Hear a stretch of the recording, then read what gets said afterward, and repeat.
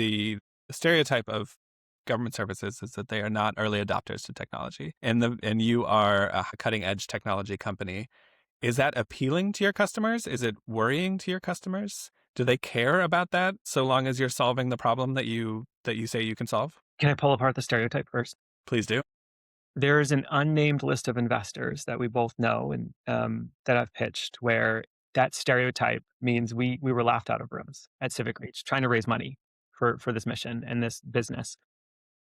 And it was really based on the stereotype of even more pernicious than you said, well, government's lazy. They don't want to help me. They're not set up to help me.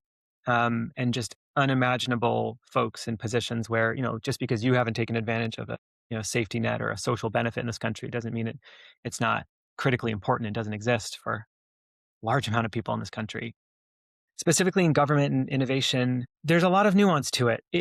You're not completely wrong by saying, government is risk adverse, but government, unlike the private sector, doesn't get to hire their way through problems. If you've ever worked for, a government agency at any level, hiring is such a hard thing. Procuring new technology is such a hard thing. So what do? You innovate. You say, this is the technology I have. These are the staff I have. It's very hard to fire and hire. It's very hard to get new tech vendors. So I have what I have and I'm going to get real creative with it. So you might use different terms. I might use different terms as a tech founder than someone working in a county government, but we're both innovators. And I think what CivicReach has unlocked when we've been successful in bringing folks on as customers and partners in government, it's really been to not say, you're slow to adopt, you don't innovate, we're the deepest of the deep innovator, and so we're going to, make that work. It's actually finding the overlap in, oh, you innovate all the time. You are so scrappy. You've had to deal with resource constraints all the time.